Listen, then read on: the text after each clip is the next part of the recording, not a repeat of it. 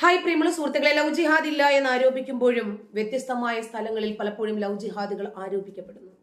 ഒരുപാട് വാർത്തകൾ നിരന്തരം നമ്മൾ കണ്ടുകൊണ്ടേയിരിക്കുന്നു. ഒരു വൃദ്ധമാതാവാണ് കഴിഞ്ഞ ദിവസം തന്റെ മകളെ പ്രലോഭിപ്പിച്ചു മതം മാറ്റി എന്ന് പറഞ്ഞ് രംഗത്ത് വന്നിരിക്കുന്നത്. അതിനുശേഷം ഈ സ്വന്തം മകൾ ഈ മാതാവിൽ നിന്നും തനിക്ക് സംരക്ഷണം വേണമെന്നും മാതാവിൽ നിന്നും വധഭീഷണിയുണ്ടെന്നും സംരക്ഷണം ആവശ്യപ്പെട്ട് കോടതിയെ സമീപിച്ചിരിക്കുന്നു.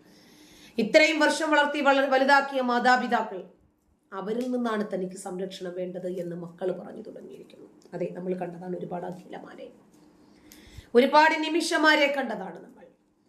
കോടതി കൂട്ടിൽ സ്വന്തം മാതാപിതാക്കളെ കയറ്റി നിർത്തി ഇവർ ഞങ്ങളെ ഇല്ലാതാക്കും, ഞങ്ങളെ വകവരുത്തുമെന്ന് പറഞ്ഞ് മാതാവ് ഉണ്ടാക്കി കൊടുക്കുന്ന ഭക്ഷണം വരെ പൂച്ചയ്ക്ക് ആദ്യം ഇട്ടുകൊടുത്തിട്ട് മാത്രം കഴിക്കുന്ന അഖിലമാരെയും കണ്ടവരാണ് നമ്മൾ.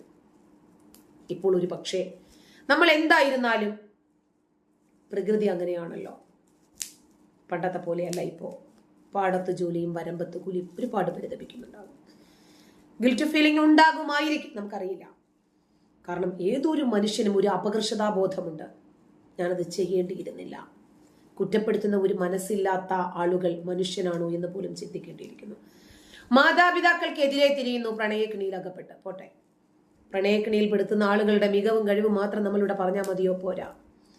അവരെ ഇതിനകത്തേക്ക് പെടുത്തുന്ന ആളുകൾ എത്ര കഴിവുള്ളവരാണെങ്കിലും എത്ര ട്രെയിനിങ് കിട്ടിയിട്ടുള്ളവരാണെങ്കിലും അവരെ സഹായിക്കാൻ ആരൊക്കെ ഉണ്ടെങ്കിലും ശരി, ഇതിനകത്ത് വീണു പോകുന്ന ആളുകൾക്ക് തീരെ ഒരു വകതിരിവില്ലെങ്കിൽ അവരാണോ അതിന്റെ കുറ്റക്കാർ?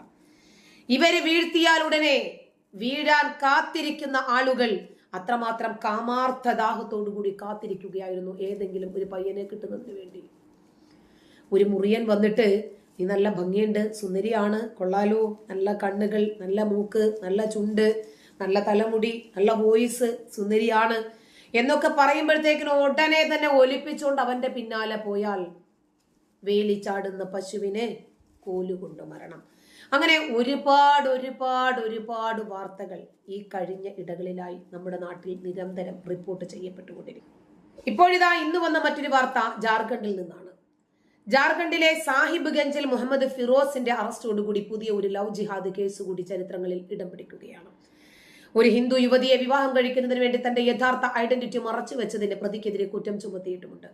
ഇതിനോടകം മറ്റൊരു സ്ത്രീയെ വിവാഹം കഴിച്ചിരുന്ന ഫിറോസ് മിഥുൻ കുമാർ രാജ്വൻഷി എന്ന ഹിന്ദു പുരുഷനായി വേഷം കെട്ടി CRPF സൈനികനായിട്ടാണ് യുവതിയെ പരിചയപ്പെടുന്നത്. സാഹിബ് ഗഞ്ച് SDPO കിഷോർ തിർക്കി പറയുന്നതിനനുസരിച്ച് സാഹിബ് ഗഞ്ച് നിവാസിയായ ഫിറോസ് ബീഹാറിലെ കത്തിഹാർ ജില്ലയിൽ നിന്നുള്ള യുവതിയെ സോഷ്യൽ മീഡിയ വഴിയാണ് കണ്ടുമുട്ടുന്നത്. മിഥുൻ കുമാർ രാജ്വൻഷിയാണ് എന്ന് നടിച്ച് CRPF സൈനികനാണ് എന്ന് അവകാശപ്പെട്ടിട്ടാണ് ഫിറോസ് സോഷ്യൽ മീഡിയയിലൂടെ സ്ത്രീയെ ബന്ധപ്പെടുന്നത്. ബന്ധം സ്ഥാപിച്ച ശേഷം അയാൾ വിവാഹ അഭ്യർത്ഥന നടത്തുന്നു. അയാളുടെ വ്യാജ ഐഡന്റിറ്റിയിൽ വിശ്വസിച്ച സ്ത്രീ അയാളെ വിവാഹം കഴിക്കാൻ സമ്മതിച്ചു. സോഷ്യൽ മീഡിയയിൽ കണ്ട പരിചയമേ ഉള്ളൂ.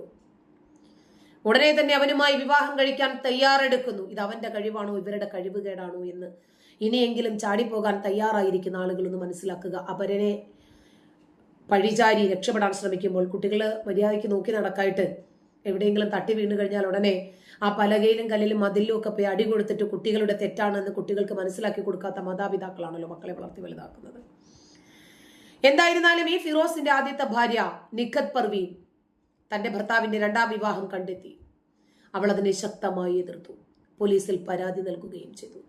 എന്നാൽ വിവാഹത്തിന് എന്ന വ്യാജേന അയാൾ യുവതിയെ സാഹിബ് ഗഞ്ചിലേക്ക് കൊണ്ടുപോയി. സ്ഥിതിഗതികൾ അറിഞ്ഞപ്പോൾ നിഖാത്ത് പർവീൻ എന്ന ഭാര്യ നോർത്ത് കോളനി പ്രദേശത്ത് ദമ്പതികളെ തടഞ്ഞു നിർത്തി നഗർ പോലീസ് സ്റ്റേഷനിൽ ഏൽപ്പിക്കുകയും ചെയ്തു. തുടർന്ന് പോലീസ് ബീഹാർ നിയമവിരുദ്ധ മതപരിവർത്തന നിരോധന നിയമത്തിലെ BNSRPA സെക്ഷൻ 87/60(10) ഇതൊക്കെ പ്രകാരം ഫിറോസിനെതിരെ കേസെടുത്തു. 10 വർഷം വരെ തടവ് ശിക്ഷ ലഭിക്കാവുന്ന നിയമവ്യവസ്ഥകൾ പ്രകാരം ഇയാൾക്കെതിരെ കേസ് രജിസ്റ്റർ ചെയ്തിട്ടുണ്ട്. അതേസമയം സ്ത്രീയുടെ മൊഴി അധികൃതർ രേഖപ്പെടുത്തി അന്വേഷണം പുരോഗമിച്ചുകൊണ്ടിരിക്കുകയും ചെയ്യും. ഇതിനിപ്പോ പ്രത്യേകിച്ച് ജാതിയും മതവും ഒന്നും ഒരു വിഷയമൊന്നുമല്ല. പേര് മാറ്റി പറഞ്ഞു, ശരി. ഇവിടെ ഒരു ഫിറോസ് ആണെങ്കിൽ കഴിഞ്ഞ ദിവസം നമ്മൾ കണ്ടതല്ലേ, ഏട്ടനെ ഞാൻ പിടിച്ചു വെക്കില്ല എന്ന് പറഞ്ഞ ചേച്ചിയുടെ ഭർത്താവിനെയും കൊണ്ടുപോയ അവരുടെ ലൈവ് വല്ലാതെ വൈറലായി. ഒരുപാട് പേര് അതെടുത്ത് ഡ്യൂറ്റ് ചെയ്യുന്നത് നമ്മൾ കണ്ടു. ചേച്ചിയുടെ ഭർത്താവുമായിട്ട് ഒളിച്ചോടിയാൻ എത്തി. അവരുടെ വീഡിയോ ആണ് കഴിഞ്ഞ കുറച്ച് ദിവസങ്ങളായിട്ട് സോഷ്യൽ മീഡിയ ഏറ്റെടുത്തിരിക്കുന്നത്. ഒളിച്ചോട്ടത്തിനിടയിൽ രണ്ടുപേരും ഇട്ട ലൈവാണ് വൈറലായത്.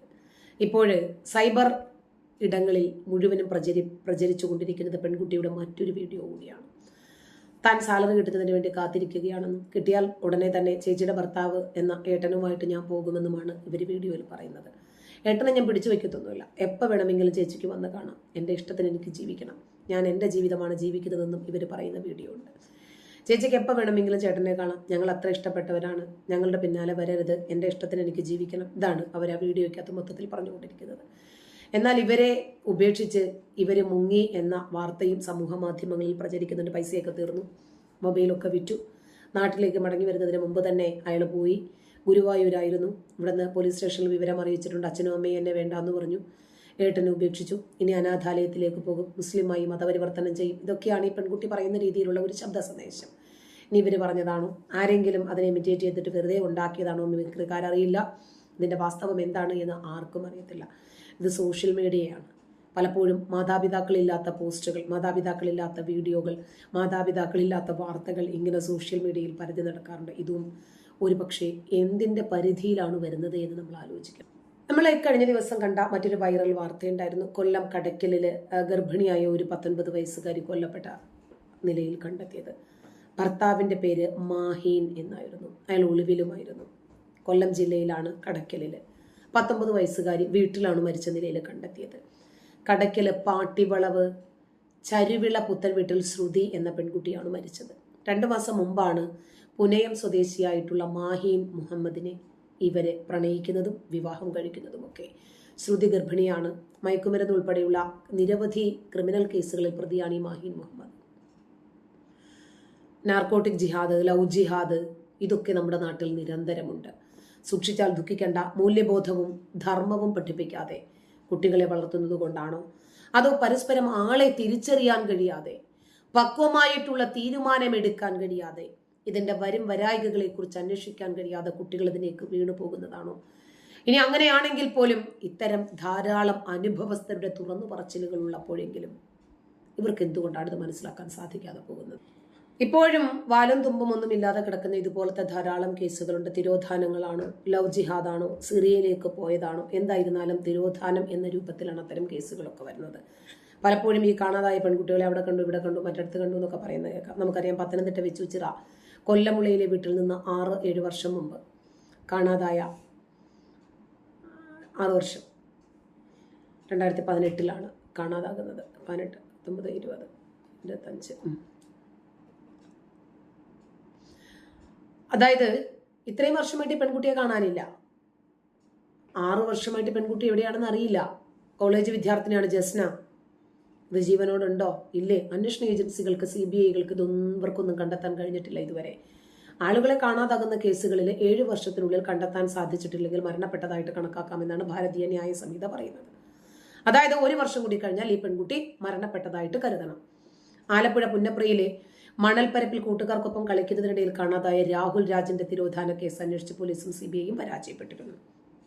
ചാക്കോ വധക്കേസിൽ പ്രതി സുകുമാരക്കുറുപ്പ് അന്വേഷണ ഏജൻസികൾക്ക് മുന്നിൽ ചോദ്യചിഹ്നമായിട്ട് 10 പതിറ്റാണ്ടുകളായി. അതുപോലെ ഒന്നായിട്ട് തന്നെ ജസ്നയുടെ കേസ് മാറുമോ എന്നറിയില്ല. 10 വർഷമായി ഒരു പെൺകുട്ടിയെ കാണാനില്ല. സജിത തൊട്ടടുത്ത വീട്ടിലുണ്ടായിരുന്നു. കുഞ്ഞമ്മയ്ക്ക് പായസം കൊടുക്കാൻ വേണ്ടിയിട്ട് പോയതാ. അതും ലവ് ജിഹാദ്. അടുത്ത വീട്ടിലെ പയ്യനുമായിട്ട് പ്രണയിച്ച് തൊട്ടടുത്ത വീട്ടിൽ ഒരു മുറിക്കകത്ത് ജീവിച്ചു 10 വർഷം. സജിതയായിരുന്നു കാണാതായപ്പോൾ. കണ്ടുകിട്ടിയപ്പോൾ സാജിതയായി 10 വർഷത്തിന് ശേഷം. അങ്ങനെ മുക്കൂട്ടുതറയിലെ ബന്ധുവീട്ടിലേക്ക് എന്ന് പറഞ്ഞ് 2018 മാർച്ച് 22 പുറപ്പെട്ട ജസ്നയെ കാണാനില്ല. ഈ കേസ് ദുരൂഹതകളുടെ ചുരുളുകൾ നിറഞ്ഞതാണ്. ലോക്കൽ പോലീസും ക്രൈംബ്രാഞ്ചും അന്വേഷിച്ചിട്ട് വിവരങ്ങളൊക്കെ ശേഖരിച്ചു. അതിനുമപ്പുറം CBIക്ക് എന്തെങ്കിലും തുമ്പ് കിട്ടിയോ എന്ന് പരസ്യമായി ഇതുവരെ വ്യക്തമാക്കിയിട്ടില്ല. ജസ്ന പോയി എന്ന് കരുതപ്പെടുന്ന വഴിയെ സഞ്ചരിച്ച 3 അന്വേഷണ ഏജൻസികളും ഇരട്ടത്ത് നിൽക്കുവാണ് ഇപ്പോഴും. അന്വേഷണം അവസാനിപ്പിക്കുകയാണെന്ന് കാണിച്ച് തിരുവനന്തപുരം മജിസ്ട്രേറ്റ് കോടതിയിൽ കഴിഞ്ഞ ജനുവരിയിൽ CBI റിപ്പോർട്ട് നൽകിയത് ജസ്നയ്ക്ക് എന്ത് സംഭവിച്ചു എന്ന് കണ്ടെത്താൻ കഴിയാത്തതുകൊണ്ട് മാത്രമാണ്. കേസിൽ താൻ വ്യക്തിപരമായി അന്വേഷിച്ചു കണ്ടെത്തിയ വിവരങ്ങൾ CBIക്ക് കൈമാറിയെങ്കിലും ഗൗരവമായി എടുത്തില്ല എന്നാണ് പിതാവ് ജെയിംസിന്റെ ആരോപണം. അന്വേഷണം തുടരാൻ കോടതി വീണ്ടും നിർദ്ദേശിക്കുകയായിരുന്നു അദ്ദേഹത്തിന്റെ പരാതിയെ തുടർന്ന്. എന്നിട്ട് പുതിയ വഴി തെളിച്ച് CBIക്ക് മുന്നോട്ട് പോകാൻ സാധിച്ചു എന്നും വ്യക്തമല്ല. ജെയിംസിനെ വല്ലപ്പോഴും വിളിച്ച് CBI ഉദ്യോഗസ്ഥർ സംശയങ്ങൾ ചോദിക്കും. അതോടുകൂടി കേസിന്റെ ചുരുളുകൾ അവിടെ തീർന്നു. കാഞ്ഞിരപ്പള്ളി സെന്റ് ഡൊമിനിക് കോളേജിലെ BCom വിദ്യാർത്ഥിനിയായിരുന്നു ജസ്ന മിരിയ ജെയിംസ്. ഇവരെ കാണാതാകുമ്പോൾ 20 വയസ്സായിരുന്നു പ്രായം. പകൽ വെളിച്ചത്തിൽ ഒരു കോളേജ് വിദ്യാർത്ഥിനി അപ്രത്യക്ഷമായത് വലിയ കോലാഹലം ഉണ്ടാക്കിയിട്ടുണ്ട് രാജ്യത്ത്. സമർത്ഥരായിട്ടുള്ള ഉദ്യോഗസ്ഥർ അന്വേഷണ ചുമതലയുള്ള ഉണ്ടായിരുന്നിട്ട് പോലും CBI കേസ് ഏറ്റെടുത്തിട്ട് പോലും ഒരു തുമ്പും കണ്ടെത്താൻ സാധിക്കാത്തത് പോലീസിനും ക്രൈംബ്രാഞ്ചിനും ഒക്കെ നാണക്കേടായിട്ട് ഇന്ന് നിലനിൽക്കുകയാണ്. ജസ്നയെ പറ്റി നിർണായകമായ വിവരങ്ങൾ ലഭിച്ചു എന്ന് പറഞ്ഞ അന്വേഷണ മേൽനോട്ടം വഹിച്ചിരുന്നവർ വാർത്തകളിൽ നിറഞ്ഞ് ഇവരെ ഉദ്യോഗം സൃഷ്ടിച്ച് അവരിങ്ങനെ ആകാംക്ഷാഭരിതരായിട്ട് കാത്തിരിക്കുകയാണ്. അവരും ജോലിയിൽ നിന്ന് വിരമിക്കുകയും ചെയ്തു. നാളെ വരെ കണ്ടെത്താൻ കഴിഞ്ഞിട്ടില്ല. ജസ്നയുടെ ബന്ധുക്കളുടെ ഹർജിയിൽ ഹൈക്കോടതി CBI കേസ് ഏൽപ്പിച്ചിട്ട് 3 വർഷം പിന്നിട്ടു. മൊഴിയെടുപ്പും കേസ് ചോദ്യം ചെയ്യലും ഒക്കെയായി മുന്നോട്ട് പോയ CBI ഇലന്തൂർ നരബലി കേസിലെ പ്രതികളുമായിട്ട് ജസ്ന തിരോധാന കേസിന് ബന്ധമുണ്ടോ എന്നും അന്വേഷിച്ചു. ഇത്തരം ആളുകളുമായി ജസ്ന ബന്ധപ്പെട്ടിട്ടില്ല എന്ന നിഗമനത്തിൽ എത്തിച്ചേരുകയായിരുന്നു അവസാനം. എന്നാൽ ക്രിസ്ത്യൻ വിഭാഗങ്ങളിൽ ചിലർ നടത്തുന്ന വ്യാഴാഴ്ച കൂട്ടായ്മകളിൽ ജസ്ന പങ്കെടുത്തിരുന്നതായി പിതാവ് ജെയിംസ് വെളിപ്പെടുത്തിയത് പുതിയ വഴിത്തിരിവായി. ജസ്നയെ വ്യാഴാഴ്ച പ്രാർത്ഥനയിലേക്ക് കൂട്ടിക്കൊണ്ടുപോയ സുഹൃത്തിനെയാണ് പിതാവ് സംശയിച്ചത്. ജസ്നയെ കാണാതായതിന് പിന്നാലെ സഹോദരനും പിതാവും പോലീസിന് നൽകിയ മൊഴിയിൽ ഒരു സഹപാഠിയെ പറ്റി സൂചിപ്പിച്ചിട്ടുണ്ട്. ഇയാളെ ചോദ്യം ചെയ്തതിൽ നിന്നും നുണപരിശോധനയിൽ നിന്നും ജസ്നയുടെ തിരോധാനത്തിൽ പങ്കില്ല എന്ന് തെളിഞ്ഞു. വ്യാഴാഴ്ച പ്രാർത്ഥനയിലേക്ക് ജസ്നയെ കൂട്ടിക്കൊണ്ടുപോയത് മറ്റൊരു സുഹൃത്താണ് എന്ന് ബന്ധുക്കൾ പറയുന്നു. മൊബൈൽ ഫോൺ എടുക്കാതെയാണ് ജസ്ന വീട്ടിൽ നിന്നും പോയത്. ഫോണിൽ വിശദ പരിശോധന നടത്തിയെങ്കിലും ഒരു തെളിവും ലഭിച്ചില്ല.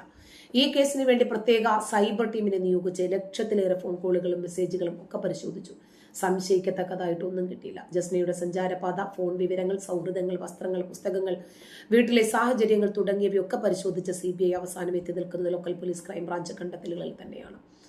രാജ്യത്തെ ഏറ്റവും വലിയ അന്വേഷണ ഏജൻസിയായ CBI രാഷ്ട്രീയ പ്രാതിനിധ്യം ഒന്നുമില്ലാത്ത, രാഷ്ട്രീയ പ്രേരിതമല്ലാത്ത തിരോധാനങ്ങളും കൊലക്കേസുകളും നീട്ടിക്കൊണ്ടു പോകാറില്ല. ജസ്നയുടെ കേസിൽ ഭീകരവാദ ബന്ധം, കൊലപാതകം എന്നീ സൂചനകൾ കിട്ടിയിരുന്നെങ്കിൽ അന്വേഷണം അവസാനിപ്പിക്കുന്നതായി കോടതിയിൽ CBI റിപ്പോർട്ട് നൽകുമായിരുന്നില്ല. കേസ് ആദ്യം അന്വേഷിച്ചത് തിരുവല്ല DYSPയുടെ നേതൃത്വത്തിലുള്ള ലോക്കൽ പോലീസ് ടീം അംഗങ്ങളാണ്. ചില നിഗമനങ്ങളിലാണ് അവർ എത്തിച്ചേർന്നത്. മുണ്ടക്കയം വരെ ബസ്സിൽ സഞ്ചരിച്ച ജസ്ന വനത്തിനുള്ളിൽ എവിടെയോ ചെന്ന് ജീവനൊടുക്കിയിട്ടുണ്ടാകാം എന്നായിരുന്നു ആദ്യത്തെ വിലയിരുത്തൽ. മൃതദേഹങ്ങൾ വന്യമൃഗങ്ങൾ ഭക്ഷിച്ചിട്ടുണ്ടാകാം എന്നാണ് അവരുടെ സംശയം. പക്ഷേ ഇക്കാര്യങ്ങൾ ഔദ്യോഗികമായി പ്രഖ്യാപിക്കണമെങ്കിൽ സാധൂകരിക്കാൻ കഴിയുന്ന എന്തെങ്കിലും ഒരു തുമ്പോ തെളിവോ ലഭിക്കണം. എരുമേലി, മുണ്ടക്കയം ഭാഗങ്ങളിൽ വനപാലകരുടെ സഹകരണത്തോടുകൂടി ദിവസങ്ങളോളം ജസ്നയ്ക്കായിട്ട് തിരച്ചിൽ നടത്തി അന്വേഷണ സംഘം. പക്ഷേ ജസ്ന കൊല്ലപ്പെടാനുള്ള സാധ്യത അവർ തള്ളി. കൊല്ലപ്പെട്ടിരുന്നെങ്കിൽ എന്തെങ്കിലും തുമ്പുകൾ ലഭിക്കുമായിരുന്നു അത്രേ. അന്വേഷണം നീണ്ടതോടുകൂടി ആ പെൺകുട്ടിയെ പറ്റി കഥകൾ പലതും പുറത്തിറങ്ങി. ജസ്ന ബാംഗ്ലൂരിൽ ഉണ്ടെന്നും ഗർഭിണിയാണെന്നും പ്രചരിച്ചു. ISIS ഭീകരരുടെ വലയിൽ അകപ്പെട്ട് സിറിയയിലെത്തിയെന്ന് മറ്റൊരു കഥ. ലവ് ജിഹാദിന്റെ ഇര എന്നും പ്രചരിച്ചു. ബംഗളൂരുവിലും ചെന്നൈയിലും ഗോവയിലും ഒക്കെ അന്വേഷണ സംഘം എത്തി. കത്തിക്കരിഞ്ഞതും അജ്ഞാതവുമായിട്ടുള്ള മൃതദേഹങ്ങളും പരിശോധിച്ചു. പത്തനംതിട്ട, കോട്ടയം, ആലപ്പുഴ ഈ ജില്ലകളിലൊക്കെ വിമാനത്താവളങ്ങളിലും വിവര ശേഖരണ പെട്ടികൾ വച്ചെങ്കിലും അന്വേഷണത്തെ സഹായിക്കുന്ന ഒരു തുമ്പും ഇതുവരെ ലഭിച്ചിട്ടില്ല. ഇതിനിടയിലാണ് CBI കേസ് ഏറ്റെടുക്കുന്നത്. ജസ്നയുടെ തിരോധാനം പ്രമാദമായ കേസായതുകൊണ്ട് പലരും പബ്ലിസിറ്റിക്ക് വേണ്ടിയും പക പോക്കാനും സംഭവത്തെ ഉപയോഗിച്ചു. ഏറ്റവും ഒടുവിൽ മുണ്ടക്കയത്തെ ലോഡ്ജിൽ ജസ്ന എത്തി എന്ന ജീവനക്കാരിയുടെ വെളിപ്പെടുത്തലുമായിട്ട് പുറത്തു വന്നു. ഈ വിവരങ്ങൾ ലോഡ്ജ് ഉടമയും ജീവനക്കാരിയും തമ്മിലുണ്ടായ തർക്കത്തിന്റെ ഭാഗമാണ് എന്ന് CBIയും ജസ്നയുടെ പിതാവും സംശയിക്കുന്നു. ജസ്ന ജീവിച്ചിരിക്കാൻ സാധ്യതയില്ല എന്നാണ് ജെയിംസ് പറഞ്ഞിട്ടുള്ളത്. ആരും കാണാത്ത ലോകത്ത് അവളെ തള്ളിവിട്ടിട്ടുണ്ടെങ്കിൽ അത് ആരാണ് എന്നതിന്റെ വ്യക്തമായ മറുപടിയാണ് ബന്ധുക്കൾക്കും സമൂഹത്തിനും കിട്ടേണ്ടത്. ഇങ്ങനെ എത്രയോ തിരോധാനങ്ങൾ, എത്രയോ ലവ് ജിഹാദുകൾ, ഇതൊക്കെ നമ്മുടെ നാട്ടിൽ നിരന്തരം സംഭവിച്ചുകൊണ്ടിരിക്കുകയാണ്. എന്നാലും ഇനിയും വീഴാൻ വേണ്ടി തയ്യാറായി നിൽക്കുന്ന പെണ്ണുങ്ങളോട് നമുക്ക് എന്താ പറയാനുള്ളത്? വീഴുക സമർത്ഥമായി. നന്ദി.